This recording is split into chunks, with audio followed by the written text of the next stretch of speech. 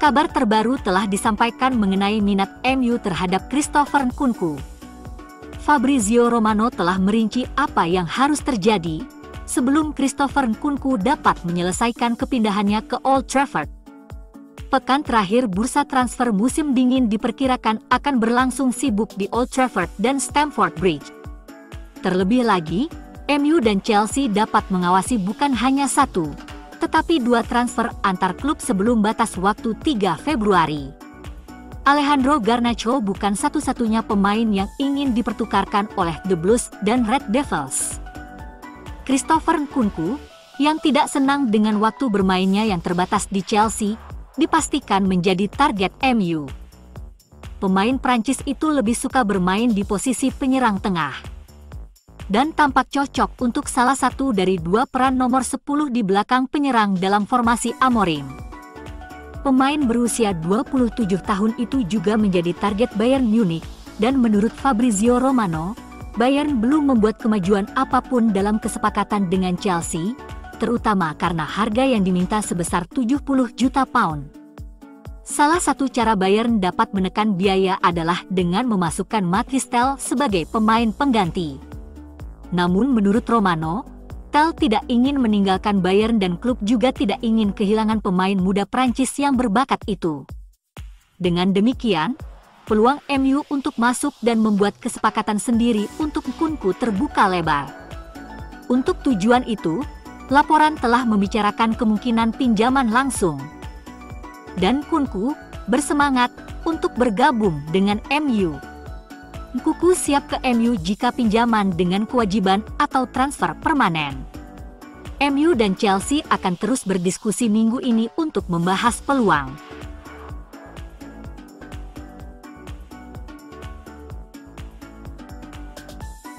Jurnalis terkenal mengungkap 3 alasan sebenarnya mengapa Marcus Rashford tamat di MU, dan telah dirinci kesepakatan peminjamannya ke Barcelona yang akhirnya terbuka. Jurnalis Henry Winter menunjuk pada ketidakfleksibelan taktik Rashford dan biaya untuk mempertahankannya, sementara Amorim bahkan lebih brutal ketika secara efektif menyebut Rashford malas dan kurang berkomitmen. Secara taktik, Rashford tidak cocok dengan pola yang digunakan Ruben Amorim dalam formasi 3-4-2-1, klaim Winter saat tampil di transfer show Sky Sports. Alasan lainnya adalah finansial. Rashford menerima banyak uang 325.000 pound per minggu, dan agar Amorim berinvestasi dalam skuad dan untuk tipe pemain yang dia inginkan agar sesuai dengan formasi 3-4-2-1. Mereka perlu memindahkan beberapa pemain bergaji besar. Amorim menyatakan Rashford tidak melakukan yang terbaik dan melakukan hal yang benar.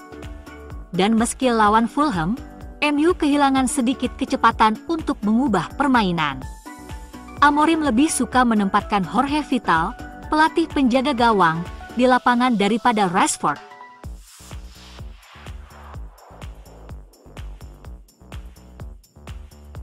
Fabrizio Romano melaporkan bahwa Man United telah mencapai kesepakatan penuh untuk merekrut Aiden Heaven dari Arsenal, dengan pernyataan terkenalnya "Here we go" untuk kepindahan tersebut.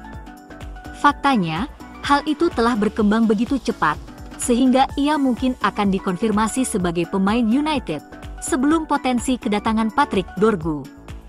United bergerak cepat dalam perlombaan untuk mendapatkan Heaven setelah ia terlihat menonton tim di Liga Eropa melawan Rangers di Old Trafford. Dengan berakhirnya kontrak beasiswa pemain tersebut pada musim panas, United telah bergerak cepat dalam pemulangan trik Chido Obi untuk menyetujui biaya yang wajar bagi bek tersebut. Heaven akan bergabung dengan revolusi pemuda Ineos di United, karena rezim kepemilikan baru telah melakukan upaya bersama untuk membuat sistem pemuda United menjadi iri dunia dengan perekrutan dari luar.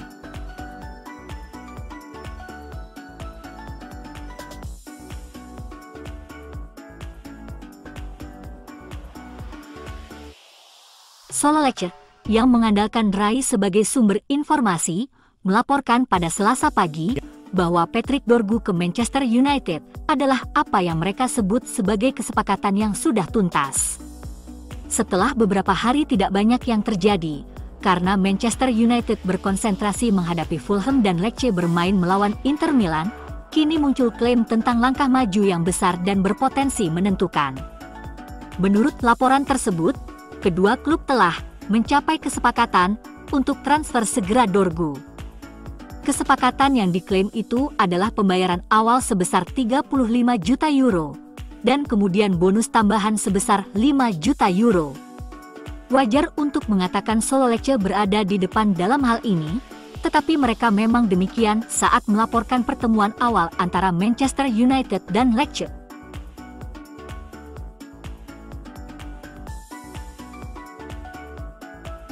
Manchester United bisa saja ditawari penyerang Chelsea, Joao Felix, dalam kesepakatan pertukaran yang melibatkan Garnacho, setelah bergabung dengan The Blues seharga 45 juta pound musim panas lalu. Hingga pagi ini, Chelsea dan Manchester United belum mencapai kesepakatan mengenai harga Alejandro Garnacho yang akan terbuka untuk pindah jika itu terwujud. Joao Felix diminati oleh beberapa klub dan jika memungkinkan ingin tetap di Liga Premier, ia menikmati tinggal di Inggris dan merasa senang di sini.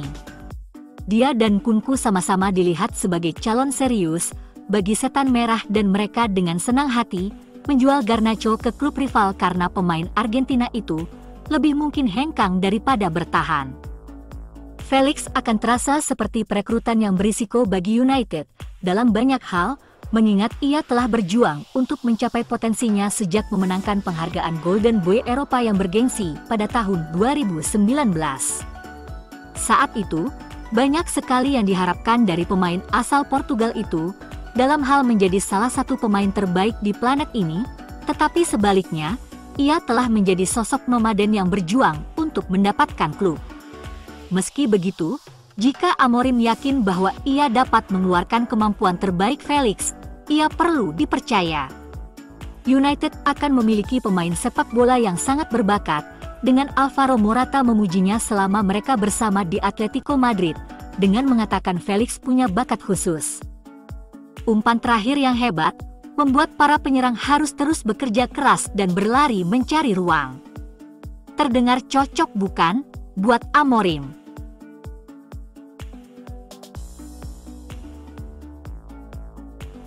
Pemain depan Manchester United, Rasmus Højlund, tak lebih berbahaya dibanding mantan rekannya, Aaron Wan-Bissaka, menurut analisis yang mengejutkan. The Athletic melakukan penyelidikan mendalam terhadap pemain yang akan berusia 22 tahun itu, yang gagal mencatatkan satu tembakan pun, baik yang tepat sasaran maupun yang tidak tepat sasaran, dalam 7 dari 13 pertandingan awalnya di Liga Primer musim ini. Itu adalah angka yang menyedihkan, tetapi tidak sepenuhnya tidak terduga, terutama dengan kejadian mengerikan tadi malam yang masih segar dalam ingatan. Bek tengah Lisandro Martinez lebih berbahaya, ia telah berhasil mencetak 2 gol dalam 4 pertandingan Liga terakhir United, meskipun absen sepanjang pertandingan Brighton and Hove Albion. Dalam periode yang sama, Højlund hanya melepaskan satu tembakan yang tidak tepat sasaran saat melawan Liverpool. Ujung tombak United yang tidak berpengalaman, dikelilingi rekan yang enggan menciptakan peluang bagi penyerang tengah tradisional. Lihat aja saat Nusair Mazraoui memilih untuk mencungkil umpan silang ke Diogo Dalot, daripada mengoper bola kembali ke Højlund. Kurangnya kepercayaan diri tampaknya mengakar dalam permainan anak muda itu saat ini, dan bukan rahasia lagi bahwa ia adalah pemain yang percaya diri. Butuh waktu berbulan-bulan baginya untuk tumbuh menjadi dirinya sendiri di Old Trafford, setelah didatangkan dengan harga 72 juta pound. Sekarang ia tampak seperti sosok yang kesepian dan lesu, selalu mundur ke arah para pemain bertahan dalam pertarungan fisik yang tidak perlu untuk menahan bola. Terus terang, dalam kondisinya saat ini, peran itu tidak cocok untuknya. The Athletic mencatat bahwa ia dalam performa terbaiknya, dengan berlari mengejar umpan ke depan di area pertahanan, dan ketika ia mendapat kesempatan ini melawan Fulham, itu terbukti membuahkan hasil. Ini adalah salah satu aspek paling menarik dari permainannya musim lalu, menggunakan kecepatannya untuk menyingkirkan para pemain bertahan. Namun bagi United saat ini, dengan gaya sepak bola 3-4-3 Ruben Amorim, penyerang tengah mereka perlu memberikan lebih banyak, dan opsi alternatif Joshua Zirkzee juga tidak meyakinkan dalam peran itu. Serupa Viktor Gyökeres, saat pemain Swedia itu seusia Højlund, ia dipinjamkan ke Swansea City dan gagal mencetak gol dalam 11 penampilan di Championship. Keduanya jelas berbeda dengan pemain seperti Harry Kane dan Erling Haaland yang menggemparkan dunia di awal usia 20-an. Højlund hanya memiliki 33 sentuhan di kotak penalti lawan sepanjang musim di Liga. Rekan satu timnya Ahmad memiliki 113 dan terus bertambah, dan penyerang utama Liverpool Mo Salah telah berhasil melakukan 248. Entah bagaimana kurangnya tembakannya bahkan lebih menyedihkan, dengan The Athletic mengungkap fakta bahwa 12 tembakannya sama dengan bek-bek Wan-Bissaka, Nathan Collins, dan Konstantinos Mavropanos. Haaland telah mengambil 91 dan Bruno Fernandes adalah pengambil tembakan terbanyak United dengan 62. Hal terbaik untuk pemain muda bernomor punggung 9 United adalah kedatangan penyerang mapan untuk meredakan tekanan, sosok yang lebih senior untuk dia pelajari dan tempati. Dan harapan besarnya adalah bahwa tim di sekelilingnya akan masuk ke dalam gigi yang dapat digunakannya untuk terus maju.